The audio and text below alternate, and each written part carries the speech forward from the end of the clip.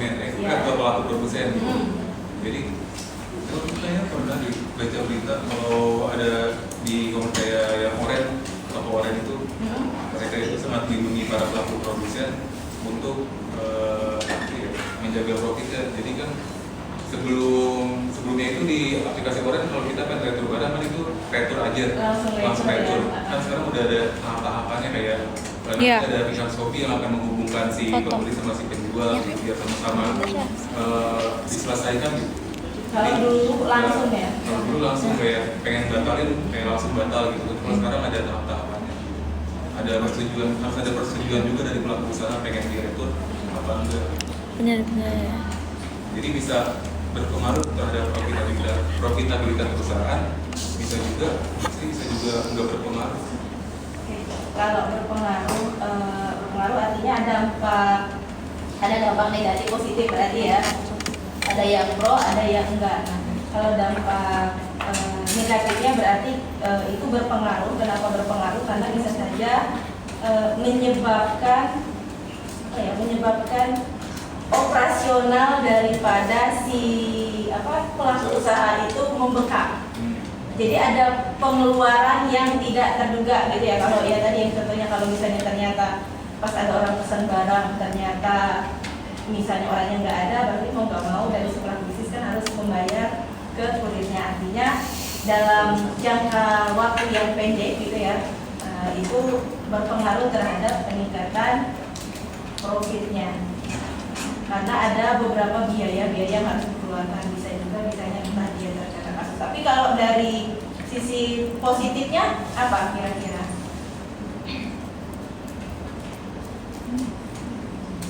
Dari sisi positifnya, dari dampak positifnya, atau dari dampak jangka panjangnya dengan adanya undang-undang ini.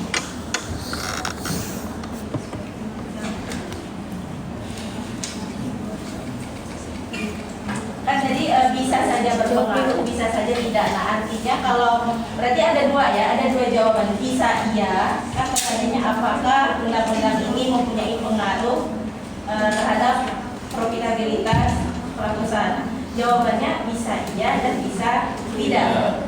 Iya karena perusahaan atau pelaku bisnis itu harus mengeluarkan biaya operasional yang lebih apabila terjadi hal-hal yang tidak diinginkan. Contohnya misalnya ada orang yang pesan barang lalu kemudian dengan semena-mena atau tiba-tiba minta tarifan gitu ya. Nah kalau misalnya yang tidak berpengaruh artinya ada dampak positif sebenarnya dari kejadian ini. Kira-kira apa yang akan didapatkan oleh pelaku usaha dengan adanya ini tadi?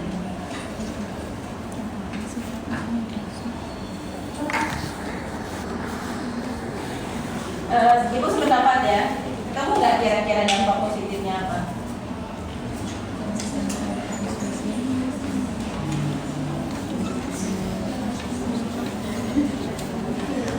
Dari teman-teman yang di depan?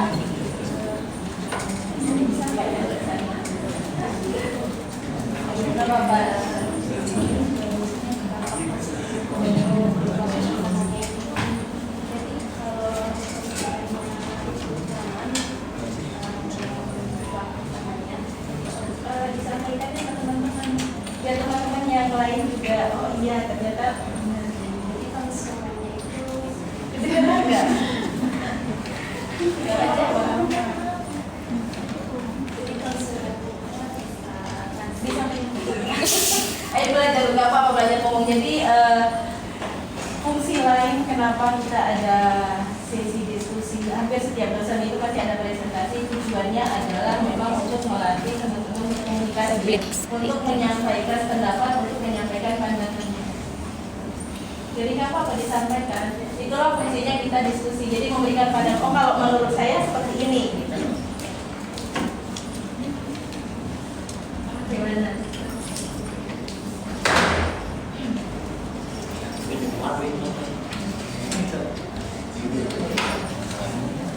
Dampak positifnya itu dari pelaku usahanya dapat rating naik gitu, filosofinya gitu.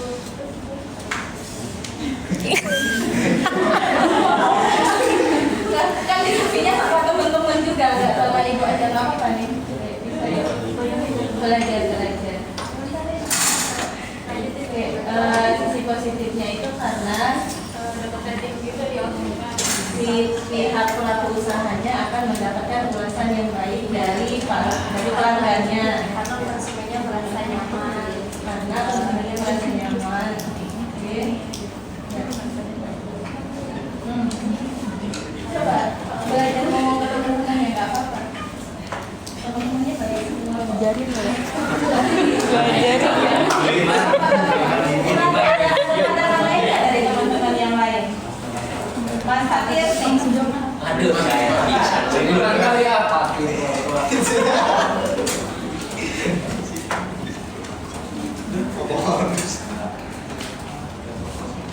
Gimana? Ada Mbak? Oke, jadi oke ya, baik. Ibu coba diinfokan. Jadi Ibu sependapat dengan jawaban dari Mbak Gusti dan Mbak Jasmine dan teman-teman kelompok 5 intinya, karena dengan adanya hukum perlindungan konsumen ini bisa saja menyebabkan ada dampak negatif dan positif, ada pro dan kontra.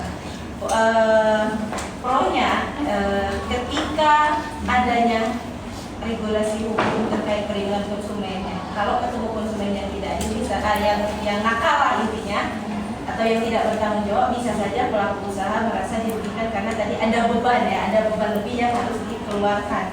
Itu kalau kita lihat dari jangka pendeknya, artinya mengurangi profit daripada pelaku usaha dengan adanya undang-undang ini, karena terkadang undang-undang ini dimanfaatkan oleh para pelaku konsumen yang tidak jujur, yaitu tadi kebanyakan dikit-dikit refund gitu ya. Nah, tapi dampak negatif, dampak positifnya dari yang Ibu ambil dari jawaban dari teman-teman itu adalah dengan adanya perlindungan ini, meskipun pelaku usaha tadi dirugikan, tapi pelaku usaha juga merasa akan diuntungkan. Kenapa? Karena akan mendapatkan pelanggan yang loyal. Misal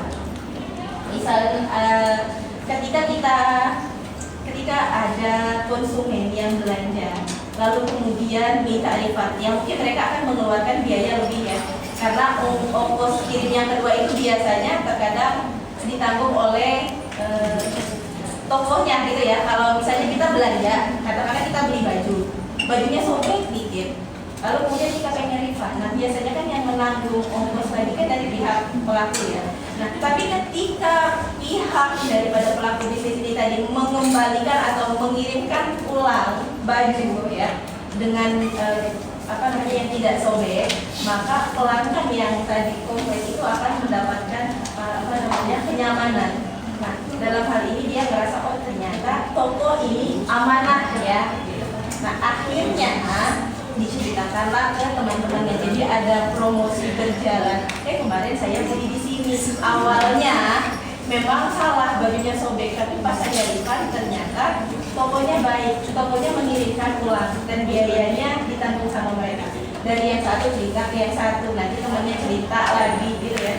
Jadi ini yang Ibu tangkap. Jadi ada dua jawaban, bisa iya bisa tidak gitu ya. Dari dari jangka pendeknya memang dengan adanya undang-undang ini pelaku usaha dirugikan kalau ketemu